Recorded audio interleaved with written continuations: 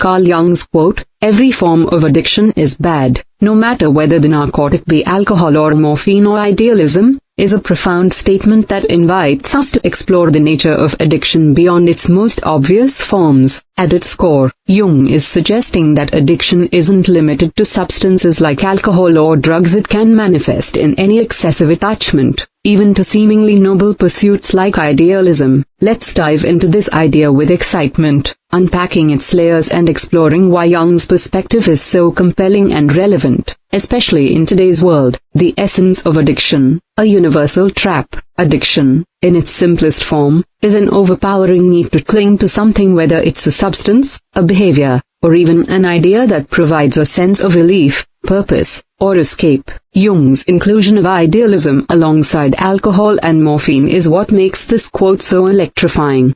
It challenges us to rethink addiction as not just a physical or chemical dependency but a psychological and emotional one. Imagine this: someone so consumed by their pursuit of a perfect world, a flawless cause, or an unshakable belief that they lose sight of balance, relationships, or even their own well-being. That's the kind of addiction Jung is warning us about, a trap that can ensnare anyone, no matter how virtuous their obsession seems. Why is this exciting?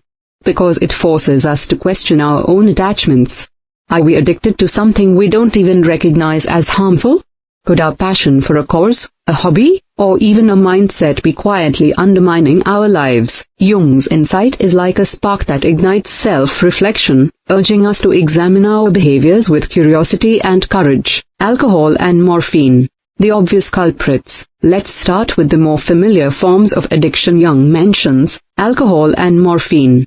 These substances are what most people think of when they hear addiction. Alcohol, a socially accepted drug, can start as a casual drink but spiral into a dependency that disrupts families, careers, and health. Morphine, a powerful opioid, was historically used for pain relief but often led to devastating addiction, especially in Jung's time when its dangers were less understood. These substances hijack the brain's reward system, creating a cycle where the user craves more to feel normal. The thrill in Jung's statement lies in how he equates these tangible, chemical addictions with something as abstract as idealism. It's a bold move. Alcohol and morphine are concrete bottles you can hold, drugs you can measure. Idealism, on the other hand, is intangible, a product of the mind and heart. By putting them on the same level, Jung is saying that the damage caused by any addiction, physical or psychological, stems from the same root, an unhealthy fixation that distorts reality and pulls us away from wholeness. Idealism, as a narcotic, the hidden danger. Now, let's get to the most intriguing part: idealism as a narcotic. This is where Jung's genius shines. Idealism is the passionate pursuit of perfect ideals, whether it's a vision of a utopian society, a flawless moral code, or an unwavering commitment to a cause.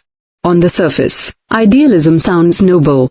Who wouldn't want to strive for a better world? But Jung warns that even this can become an addiction when it's taken to extremes. Imagine someone so consumed by their vision of justice that they alienate friends, neglect their health, or become intolerant of anyone who doesn't share their exact worldview. This is idealism turned toxic, an addiction to an idea that blinds them to nuance and balance.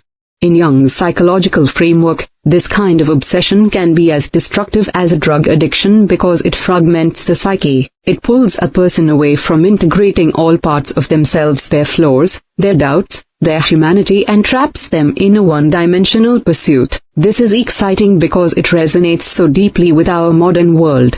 Think about the culture wars, social media crusades, or even the way people cling to political ideologies. When someone becomes addicted to their version of truth, they might shut out opposing views, lose empathy, or sacrifice personal relationships for the sake of their cause. Jung's quote feels like a wake-up call, urging us to ask, are we chasing ideals at the cost of our inner balance? The psychological lens, why all addiction is bad. Jung, as a pioneer of analytical psychology, was fascinated by the human psyche and its quest for wholeness.